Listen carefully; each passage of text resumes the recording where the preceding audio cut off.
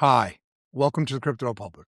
Before we begin today, if you're serious about staying ahead in this once-in-a-lifetime financial shift, make sure you like this video, drop a comment, and subscribe to the Crypto Republic.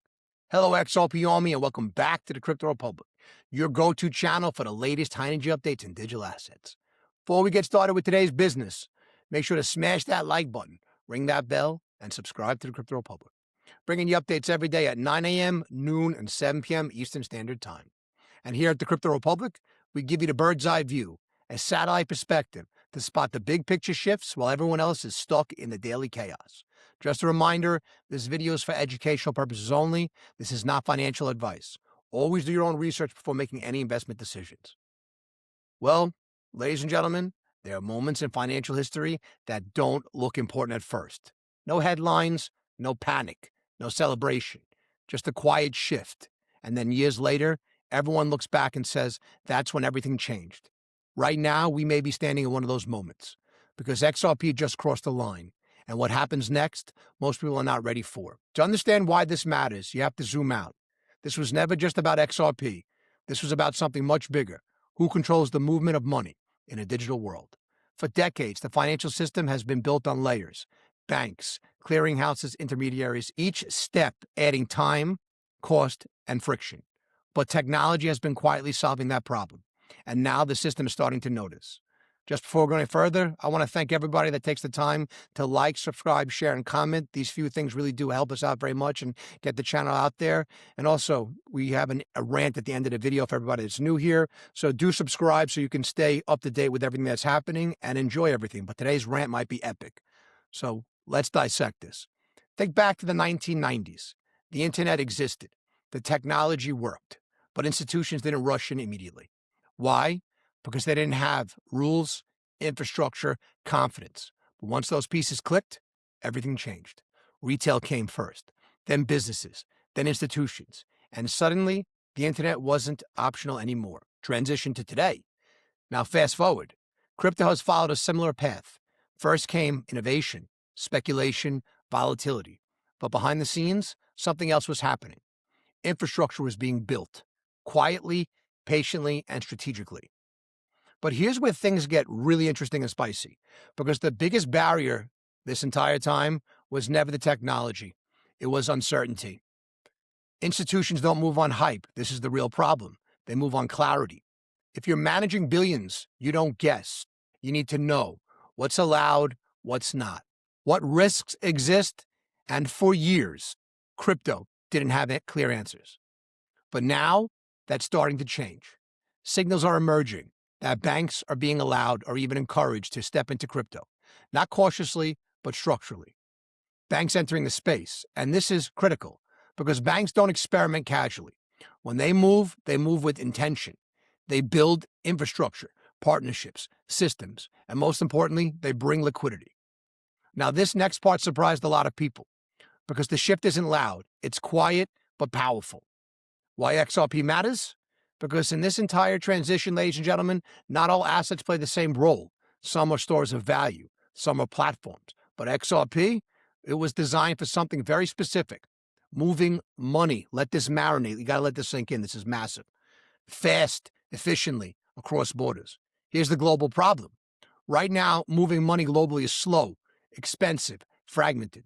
Trillions of dollars move every day, and the system still relies on outdated rails. Here's the opportunity.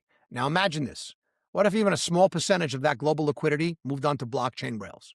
What would that mean for networks built to handle it? But the real twist came when institutions started preparing for this shift, ladies and gentlemen, before the public realized it. This is what we call the quiet preparation. So over the past few years, partnerships have been forming.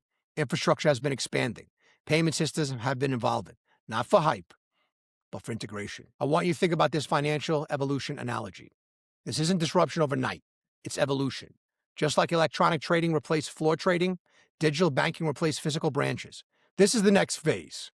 So when we say XRP just won, we're not talking about hype. We're talking about a shift in positioning. What XRP just won really means. So when we say XRP just won, we're not talking about hype.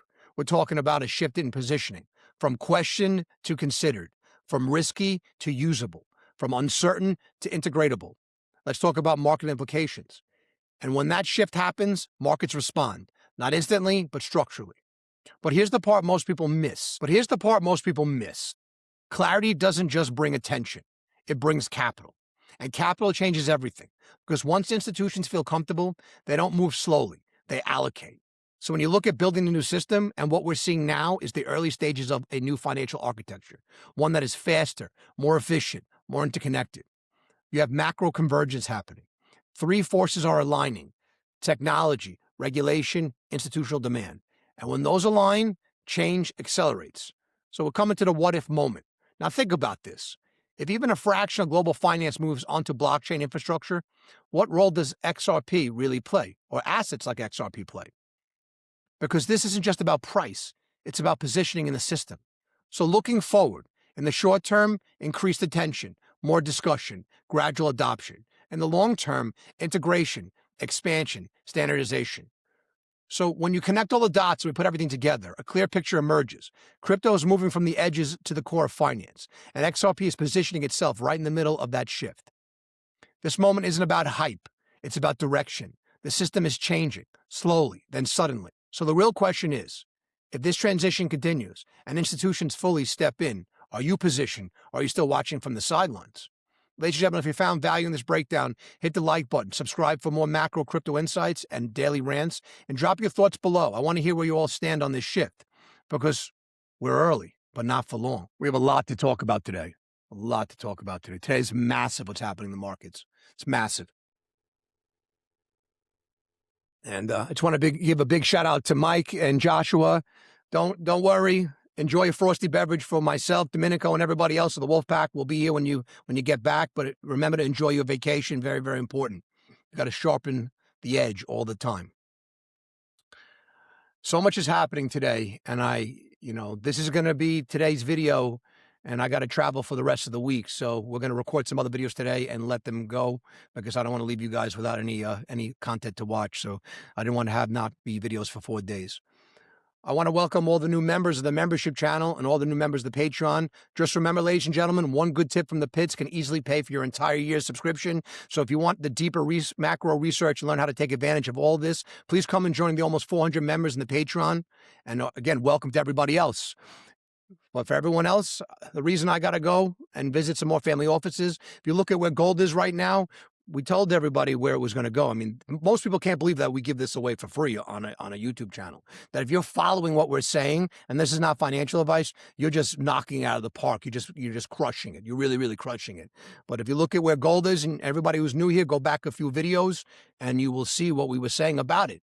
We're going to close out of our shorts right here. Potentially can go lower, but remember, pigs get slaughtered, hogs get fatter. So I want you to understand something. I want you to see this from where we are coming from, and this is super important. Gold and silver are not acting well in a period of rapidly rising geopolitical risks. We have an Iran war, Strait of Hormuz blockage, rising volatility. And the old framework, that setup should be close to ideal good for gold, right?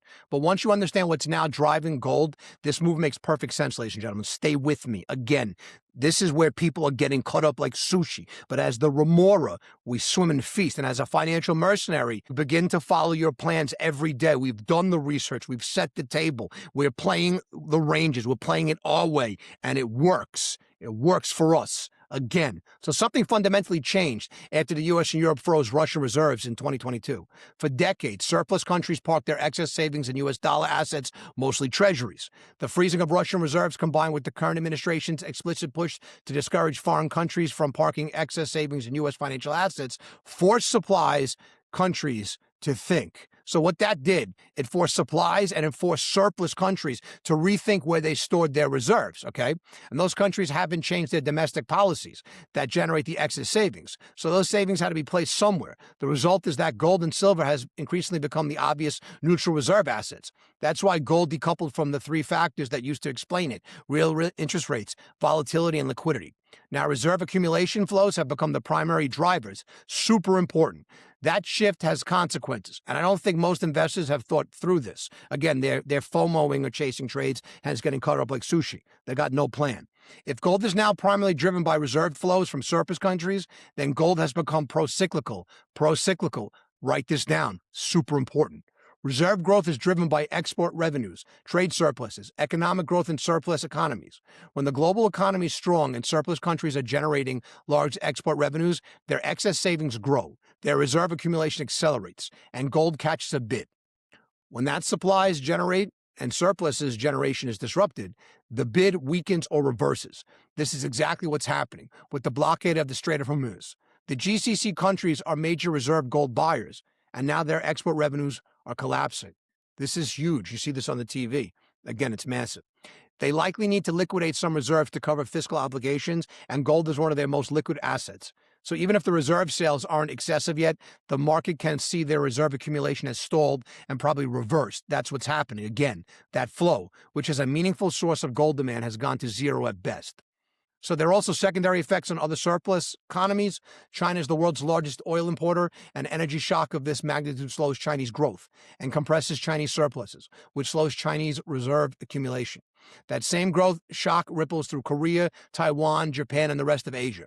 The whole chain that has been driving gold higher. Surpluses countries generate excess savings that need a home outside the dollar. This system, they have to. It's being disrupted by an event that in the old world model would have been so bullish for gold. It's crazy. In the old way, the gold would just be going straight up. That doesn't mean the structural case for gold is broken, guys. The dollar standard is still ending, in our opinion, not financial advice. Surplus countries still need an alternative to treasuries, and gold is still the most obvious destination. But it does mean gold is going to be more volatile along that structural trend than most people expect. And the volatility along with the structural trend that most people expect, and the volatility will correlate with global growth and surplus generation rather than with the old drivers. This is big. It's the old versus new. You got to pay attention to that. Gold rallies when surpluses expand. Write that down. Let that sink in. Gold sells off when surpluses contract. Write that down. Let that sink in. Even if the reason for contraction is realizing geopolitical risk that under the old model should have sent gold to the moon. Ladies and gentlemen, there's an old model and a new model. We've been harping on this for a very long time, right? Some of the videos we told you that we thought the next move for gold would be $100 lower before 500 higher. And again, oil is an easier play right now. I've been harping on this, that people that trade prop desks, funds, again, they got to make their weekly, monthly, and quarterly numbers. They're going to follow the asset that's the easiest to play. Again, and they're playing range bounds. Again, the reason I'm not going to be here for a couple of days is when we put our reputation names on the line all the time in the markets, it's almost like sometimes we tell family offices we're going to run across traffic during rush hour traffic. We're going to run across it. And people look at us like we're nuts. And I said, no, when we're running across traffic during rush hour traffic, cars aren't moving. You could walk right across the street. You're not going to get hit. It's just having the nerve to understand what you're going to do from point A to point B. That's the most important thing. Again, so most of the time, trading is groupthink. You don't want to have groupthink for trading. That's no good. And ladies and gentlemen, if you want to understand what we just said, do come and join us in the Patreon. One tip pays for your entire yearly subscription. Again, and we're teaching everybody every day and join a community of 400 people already who are taking their destiny to their own hands. It's fantastic. I love chatting with everyone.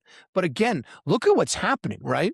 Seriously, it's so crazy right now, but that's what's happening. So again, the markets are like the wind. They will blow in different directions. To me, every day, I still believe and imagine that I'm still on the floor of the New York Mercantile Exchange. That's how serious I take this. That's why, again, being the remora, this is all we think about, feasting on opportunity to opportunity. We're going to get into it with this rant going further about what we're going to do about oil and a lot more of that, because it's just going out to the moon right now. If you look at Brent, if you look at everything, and not all oils are created equally. But again, there are people getting cut up like sushi. There are people that don't even know what they're doing, and they just crowded into trades, and they're just getting massacred. They're getting chopped up. They're getting carried out in body bags. Again, we're paying attention to when the USS Tripoli gets into this area of operation. We saw overnight, military strikes on areas close to the strait, and why taking these things out again.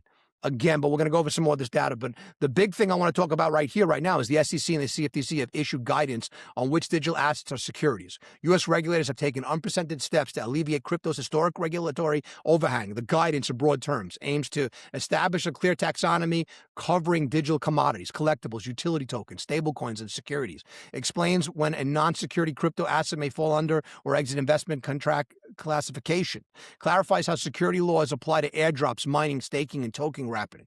SEC Chairman Paul Atkins asserted that following a decade of uncertainty, this interpretation will provide market participants with a clear understanding of how the commission treats crypto assets. Yes, sir. Loving that. Under federal securities law, in a separate speech yesterday at the D.C. Blockchain Summit, Atkins urged the guidance returns the commission to its core mission of protecting investors involved in security transactions. Let this sink in. It's huge. In this speech, Atkins also outlined 3 regulatory frameworks for crypto startups and issued assets. Startup exemptions, a time-limited registration exemption for offerings of investment contracts involving certain crypto assets, which could last up to 4 years, and allowed entrepreneurs to raise up to $5 million USD with principles-based disclosures while building towards maturity. Fundraising exemption, a new offering exemption for investment contracts involving certain crypto assets, under which entrepreneurs could raise up to $75 million during any 12-month period and file a disclosure document with the commission that includes principles-based disclosure, a discussion of financial condition, and financial statements. Investment contract safe harbor, a safe harbor from the definition of a security of certain crypto assets that could apply once the issuer has completed or permanently ceased all essential managerial efforts it represented or promised under the investment contract. In response, Atkins noted that the SEC plans to initiate a formal rulemaking process, for example, publishing proposed rules for public comment that could ultimately be adopted as binding regulation in the coming weeks. This proposal would include more details surrounding the aforementioned proposals. Notably, the guidance also includes examples of digital commodities, listing the following assets: APT, AVAX, BTC, BCH, ADA, Link, SOL, XLM, XTZ, and XRP, baby, all the way. So the takeaway, the SEC, CFTC's guidance is fresh and will take time to be fully digested by crypto space. Having said that, the question of whether cryptocurrency is a security has often been one of the main challenges for the digital asset space forever. For the crypto space, the guidance and incoming formal rules could offer transparent pathways for business models that were previously difficult to operate outside of the U.S. Building on this, which is we've been waiting to hear this, ladies and gentlemen, Senator Tim Scott stated that negotiations on the Senate's crypto market structure bill are progressing with the draft of stablecoin yield language expected this week. Scott credited Senators Angelina Alsbrooks, Thomas Tillis, and the White House Patrick Witt for efforts on yield, and said other outstanding issues, including DeFi and ALM, are under discussion. Ladies and gentlemen, it's massive. It's massive. So massive. You know, it's so crazy. I asked everyone and thank everyone in the comment section for answering my question about why everyone throws shade on certain coins. I was telling a family office early this morning, you know, that whole throwing shade on different coins. I don't like you. Your coin's terrible. This coin sucks. Blah, blah, blah, blah, blah, blah, blah, blah. And all that haterade. That's like when you run a physical concession for people and you're recovering every metal on that concession. Every metal you're recovering. So throwing shade on one metal is like, you know what? We're going to recover the silver and gold. We'll throw out the copper. We don't like the copper. Throw that. That's garbage. Throw that away. We don't want the copper. Does anybody want the copper? Think about what I just said. When you have your own concessions or you're running one, you recover everything. They're all an asset. Why would you throw shade on one or the other? It doesn't make any sense. But it's all the analogies of how you put everything again. So if you look at what's happening in the markets right now, it's so crazy. And none of this is financial advice whatsoever. Now I want to go into what we're telling people what's coming next. Again, what we pay attention to. And if you're still here, why don't you do subscribe and pay attention to the things that we're paying attention to? You'll be no worse off by hearing another fresh perspective. And I want to say this to everybody who's here. Don't you love knowing what's going to happen before it's reported on the TV? Because you're here listening. How much do you love hearing things here and then hearing them in the next 24 to 48 to 72 hours, people talking about them? Tell me. You have to love that. You have to be like the most interesting person at family gatherings, right? That's why super intelligent people don't waste their time talking to a lot of people. There's no point of it. And like I always said, the honeybee doesn't waste his time explaining to a fly that honey tastes better than feces. It just doesn't do that. It'd be a waste of time. So we're going to go into what's really important right now and what we're watching. Stay with me, ladies and gentlemen. I'm going to loop all this into XRP, a lot of other things. Actually, you know what? We'll go into XRP right now and then a little bit more. Do you realize that the banks are slowing everything down? I was telling someone this, and for everyone for XRP, right? Our day's coming, baby. XRP. XRP. XRP. The banks are slowing everything down so they can acquire businesses to be in the same space as Ripple and other stablecoin people. Do you realize that? Look at what they're doing. Look at the Regis purchases. Look at what's happening. They are throwing shame in the game and slowing it down so they can make sure that they have time to get into it as well. So as far as I'm concerned, we believe that things pass. But I want to point that out to you. So to us, it's no different like fighting over commodity claims and concessions back in the day. It really, really is like range wars like this. It's the modern day version of that. If we went back to Tombstone, you'd see people fighting over concessions. Again, it still goes on in South and Central American countries and also Southeast Asia, unfortunately, where people fight over mineral concessions. It goes on. That's why you can't own what's underneath the ground. You can own what's above it. So, you got to find a different way. But look at what's happening. XRP is coming. And people throw shade on this, right? And I'm going to go into crude oil, so stay with me. Who cares? I love this. I love my haters. I love it. No, it's not clickbait. It's not. I love my haters. I love all of you. I love everyone that comes here and comments and learns. Who cares if they sell XRP to acquire more companies? It's increasing value in their ecosystem. Why would you not love that? Can't you see where the world is going? If you don't like your XRP holdings, you're free to exit the bus whenever you want. You can get off the next stop. No one has a revolver playing Russian roulette to your head. You can get off. But I want everyone to pay attention right now to what we're paying attention to. Super important. Super important. Again, remember, super important. Conviction, clarity, plan, small trade size, Gucci conviction. We're all walking up this frosty mountain with our frosty beverage together. Ladies and gentlemen, you may not be interested in war, but war is interested in you, Leon Trotsky. And right now, I think this fits very well. 18 days into Strait of Hormuz, blockade and traders are still obsessing over the wrong thing. Everyone wants to know when it ends. That's what I get asked every day. Nobody's asking what's left when it does. The market's reaction has been frankly strange. U.S. equities are modestly lower. Gold, which should be very bullish right now, is actually down. The Strait of Hormuz is partially blocked. Gulf energy infrastructure has taken real hits. And yet markets are behaving like this is a 3-week story that resolves cleanly. They're nuts. They really, really are. So what happens after the oil war ends? What happens, right? What happens? The ceasefire timeline matters less than the damage already done to the global supply. That's a dangerous bet. The conflict may be well limited in duration, but the tail risk of dragging on is being seriously underpriced as far as I'm concerned, not financial advice, my opinion. That gap matters a lot. The timeline to a ceasefire is a completely different question from what production capacity looks like, and what the infrastructure damage actually means for getting oil out of the ground and onto ships. You need both answers to price oil correctly between now and the end of 2026. Based on where the diplomacy is sitting right now, again, the signals coming from both sides and what the post-Khomeini power shift in Iran actually looks like, most likely talks grind on through May and June before anything real happens, but nothing gets resolved before July. And look at where oil's going. Again, everyone's feasting on that, getting chopped up like sushi. But here's the part that actually moves markets. Even if a deal gets signed tomorrow, oil prices don't come back down because the infrastructure damage isn't something you fix in a week. It's going to take months. So if you look at April, is probably way too soon to talk about, but it's not impossible. We don't know what the damage is going to be. That's the big thing because they're reporting. So if you look at taking this into consideration, right? If you look on February 28th, U.S. is what the post-Khomeini power shift actually means. On February 28th, Israeli-U.S. airstrikes killed Ali Khamenei. On March 17th, Security Chief Ali Larange was assassinated. The IRGC is now trying to figure out who's in charge right at the moment when a deal with Washington could actually reshape the whole region. This creates an odd dynamic. The new IRGC leadership isn't as ideologically locked into blockade as Khomeini was, but they also can't afford to look like they folded. So why Iran might take a deal in April? Chip is more transactional. They care about outcomes, not symbolism. Domestic pressures building, a war, damage, civilian casualties, economic pain. The blockade isn't hurting the U.S. the way it was supposed to. It's actually hammering Iran's own trading partners. They can't spin it as a win. They can't really say that they showed their strength and they got the concessions open. They can't do that. It's not going to make sense. Why they probably hold out through May? Khomeini died defending this blockade, backing down right now after it looks internally terrible. IRGC needs to prove it's strong enough to survive, not capitulate to Washington. So every day the strait's closed, oil prices stay high, which means Trump's on the defensive politically and gives Russia and other OPEC plus members something to like Trump's problems. Gas prices jump 51 cents a gallon. We're following RBOB. RBOB is a sick trade right now. It's a phenomenal trade right now, RBOB, unleaded gasoline. In a single week, March 10th to 17th, and now sitting at $3.75. So when Operation Print to Win it's coming, midterms are in elections, are in November. Midterms are in November. Voters in swing districts are already feeling it. But Trump can't be seen rushing to cut a deal with Iran 8 months before an election.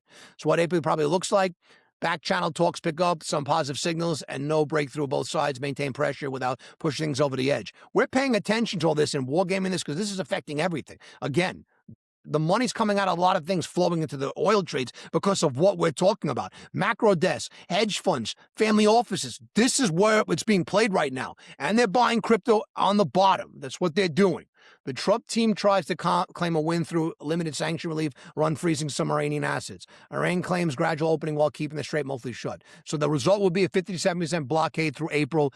WTI hangs around 95 to 105. That's massive. And everyone in the markets panics about Q2. But here's the bigger problem no one's talking about. What changes the whole picture, even if it talks produce a surprise deal in April and the Strait opens by mid-May, prices don't crash. Ladies and gentlemen, too much production capacity has been destroyed or damaged. We did a whole video on that. This is the part of the story most traders are asleep on. So if you look at Saudi Arabia, Ras Tanura, the one that really matters, this area right here, situation is worse than the headlines let on. On March 9th, Saudi Aramco announced restart procedures at the 550,000 BPD Ras Tanura refinery following drone strikes on March 2nd and 4th. The CEO said they were in the process of starting back on. What he didn't say was what was the timeline. We're getting it going, but, you know, we're not going to give you a timeline for that. That's what's going on with that. The silence tells you something. So if you, what it's telling us is that on March 2nd, the first drone strike hits processing units. March 4th, follow-up attack on the same facility. March 9th, restart announced, but running at only 200,000 to 300,000 BPDs versus 550,000. This is so big and why oil is going higher. And this is what the market's digesting, pushing everything higher right now. Write this down. And if you're still here, I salute you. You're getting smarter. Come and join us. March 18th, still running at reduced rates, still vulnerable. That's a 250,000, 350,000 BPD shortfall. So for context, the 2019 Abrach attack knocked out 5% of global capacity. Even then, in peacetime with full supply chains, Aramco's repair team, which is very good, took 6 months to get back to partial capacity and over a year to get fully back online. At Ras Tanura in March 2026, supply chains are disrupted. Engineers have to work carefully because of ongoing drone threats, and the damage wasn't minor. Realistic path back to 550,000 BPDs, 8 to 12 weeks minimum. So you're looking at 8 to 12 weeks minimum, assuming no more strikes. So if the Strait stays shut past end of April, full recovery slides to late June at the earliest. Let's go to Qatar. Stay with me. Well, this is what it takes to be a financial mercenary. I eat, breathe, sleep this stuff. This is why we're so successful at what we do. This is why, if you want to see how we capitalize off this, do come and join in the Patreon, the Crypto Desk Monthly, and you'll see how we're taking advantage of this, and you make a difference, okay? So in Qatar, Ras Laffan LNG, the global market shock. Remember that video that went over this? Qatar is 20% of the global LNG supply. Ras Laffan was hit on March 2nd to 4th and has been completely offline since. That's 15 days and completely counting as a total, with force majeure declared on all LNG contracts. This is so huge, and this is what's causing. The reason it can't restart quickly, does anybody know? Thomas, does anybody know why the reason it can't restart quickly is physics? LNG requires cooling systems, and you can't just pour warm gas back into super cooled equipment. You'd have to bring each of the 14 production trains one at a time, okay? Rush it and you risk a thermal shock that destroys multi-billion-dollar equipment in an explosion and pushes repairs out 6 to 12 months. So the best case path for Hormuz opens in May. In May 15 to 20, safety inspections, equipment checks. So May 2027, sequential restart, 1 to 2 trains per day. June 1st, partial production at 30 to 40% capacity. June 15th, approaching normal. Mid-late June, we're looking at full capacity. That's 2.5 months offline from March 2nd shutdown. Qatar's 77 million tons per year of LNG capacity equals roughly 2.1 million BPDs equivalent. Is even a partial loss of the 1.5 million barrels is a real problem for European and Asian buyers. They're freaking out. Iran, they got some serious problems too, a storage problem. Let's look at this. Again, this is influencing price. If you made it here, I can't believe we're giving this away I can't believe I'm giving this away for free if you're writing this down. I mean, I'd be taking notes. Oh my God. Iranian infrastructure is taking a serious beating. Their Agesh oil warehouse in Tehran destroyed. Tehran refinery, 900,000 BPD capacity damage. Saran oil depot destroyed, hit twice. March 2nd and March 8th. Kharja oil department destroyed. Multiple other facilities hit. Lost refining capacity, 300, 400,000. Lions and tigers and bears on mine. Lost storage, 40 to 50 million barrels of capacity gone, baby. It's gone. Psst.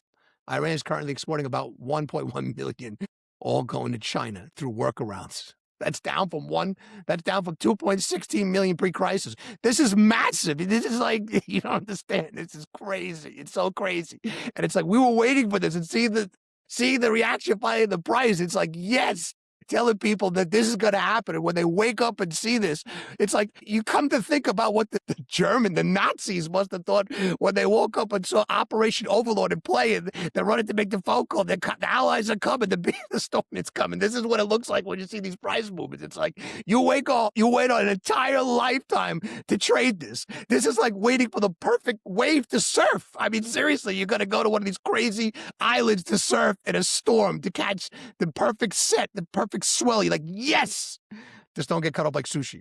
Without functional storage and refinery, Iran can't ramp up exports quickly, even if sanctions get lifted. Reconstruction timeline under wartime conditions with sanctions, you're looking at 12 to 18 plus months. Historical benchmarks for reference, look at the 2003 Iraq war, so multiple refineries take 5+ years. If you look at Ukraine's refinery, damage is still ongoing. Major hurricane season, damage to U.S. Gulf facilities typically takes 6 to 18 months. Wartime reconstruction with sanctions is 2 to 3 times slower with peacetime. Applied today, even with 100% conflict resolution, by June production capacity is back to only 80 to 85% of pre-crisis levels. So a full recovery in 2027. That's what we think, a full recovery in 2027. So the immediate crisis, beyond the damaged infrastructure, there's a more immediate problem, ladies and gentlemen. The Gulf producers are running out of places to put the oil they're producing right now. They have no more storage. Gulf producers output before the crisis versus current, they have nowhere to put it. The key thing is that these aren't voluntary OPEC cuts that you can't flip back on, ladies and gentlemen, quickly. Storage tanks are full. If the strait stays shut, you're looking at an additional 2 to 3 million BP barrels forced offline, total Gulf cuts of 8 to 10 million with nothing to fix. And you can't just change this swap for U.S. shale, even if the U.S. cranks up shale exports. It doesn't actually replace what the Gulf is sending to Asian markets. You got different kinds of crude. You got sweet, sour. You got different stuff, and it makes different products. Again, the refinery, how long you step on that to get the product out of it. So the oil is a different type. Gulf producers ship medium to medium light crude. U.S. shale is noticeably lighter. Asian refineries were specifically built to handle heavier Gulf grades. They can't just run premium crude through the same equipment without significant modification and take weeks to months. Ladies and gentlemen, that'd be like putting by accident, diesel fuel in an unleaded gasoline car. One has lead, the other doesn't. It's no good. What this actually means, market short 15 to 16 million barrels of usable Gulf crude. U.S. tries to push an extra 1 million of shale into Asian buyers. Asian refiners can only actually use about 400,000 barrels of that additional. So, you got a lot of problems here. So it's the product mixture problem makes it the worst. Light shale crude produces more gasoline, less diesel. But right now, demand is heavy on diesel. Everybody needs diesel. Industrial use, transportation. A surplus of gasoline doesn't help people who need diesel. The actual supply deficit is worse than the raw volumes numbers again. So this is crazy. The other thing that I'm looking at, this is massive. Write this down. If you look at the Hermes transit numbers, I get so excited about this because these facts, ladies and gentlemen, these weird facts give you the trading edge that causes your trades to do well. Not financial advice, but this is the research you do, your recce of why that influences everything that nobody sees coming.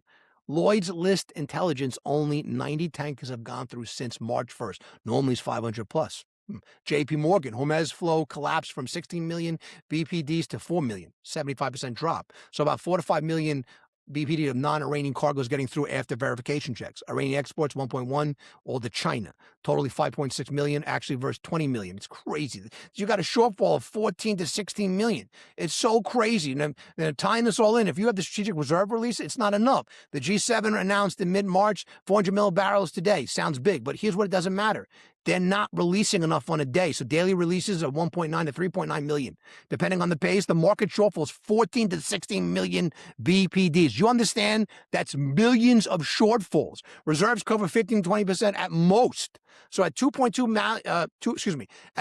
million BPD average, it's 400 million barrels, lasts about 181 days. But production keeps falling as storage fills by May. May reserves run dry while market is still short 12 million barrels. U.S. has already released 172 million barrels, had already priced it in. He priced it in. So you want to know how we're going to do well about these oil scenarios? Do come and join us at Crypto Desk Monthly. and we'll tell you how we're going to do this. None of this is financial advice. Ladies and gentlemen, the world's changing every day. If you rewind this and you write all these numbers down, you'll be blown away. This is what translates to how markets move. So what do we know? 1 + 1 is 2. 1 + 1 is 2. Get super excited. As the financial mercenary, we sharpen our blade. We understand our craft of what we're doing and why. We will not get cut up like sushi. If you are here, you're not getting cut up like sushi. Won't allow. So what's happening is nobody's playing risky markets. They're going to the easy trade. Why they go to the easy trades? Their jobs are on the line. They do this to feed their families, their reputations. Same way we do. Like, again, I've made my entire career, I have always gone against the grain with plays. I took the time to write all these things down and study and understand cause and effect. And granted, I was taught by some of the most absolute best floor traders on the NYMEX because of who my family was. And the biggest family offices taught me everything. And people I got to clerk and work for taught me all the tricks of the trade. And my entire trading career, I have harnessed that and took it to the next step level. That is why you make a living by what you make and a life by you give back to people. That's the point. You make a living by what you make, but a life by what you give back to other people. And I love giving back to this. And that's why I can't believe I give all this away for free, but some things I just can't. So if you want to understand how this translates into profitable trades, come and join us. This isn't going away anywhere. But again, I think about this is one of the greatest times I've ever gotten to trade in my life. And I love the conversations I have with people. But XRP, baby, ICP, baby, each bar, baby, this is coming. It's just coming. And you know what? You can see the money cycle out of one play to another. But anybody that listened to what we did in gold and silver, I salute you. That's why I'm going to be gone for the next 4 days. I'm going to create some more videos today, so there'll be some content. But, when you tell people what's going to happen before it happens and you do well for them, they love you. And the way I love everybody here. But again, I believe the whole clarity delay is so that banks can catch up and buy some other infrastructure and other things so they can play in the game. But they can't slow it down forever, ladies and gentlemen. This content is for informational and entertainment purposes only and should not be taken as financial advice. Always do your own research and consult a licensed financial advisor before making any investment decisions. Always. Remember, the game is changing, and those who benefit and understand it will benefit the most. Make sure you're on the right side of it. You have two choices. You can be like the crowd, reacting after the move. This content is for informational entertainment purposes only and should not be taken as financial advice. Always do your own research and consult a licensed financial advisor before making any investment decisions. Always. Remember, the game is changing, and those who understand it first will benefit. Make sure you're on the right side of it. You have two choices. You can be like the crowd, reacting after the move, rationalizing why they missed it, telling themselves to never let it happen again, or you can be the one who saw behind the curtain, the one who understood the infrastructure shift, the one who positioned early, not randomly, but intentionally. Because some moments in history are loud, but the ones that change everything are quiet, right until the moment they're not. And this is one of those moments. Do not blink, because the world is distracting you with noise, while XRP continues developing behind the scenes and building momentum in the broader digital asset landscape. Stay sharp, stay informed, accumulate knowledge. Your move now will be remembered. This is not the end of the story. This is just the beginning. Just open your eyes, smash that like button, ring the bell, leave a comment with your thoughts. Turn on notifications, and most importantly, subscribe to Crypto Republic. We break down the major global banking trends shaping digital assets today, giving you context, clarity, and research you can use. Don't just watch history happen. Stay informed, stay ahead, stay in the Republic. I love you all.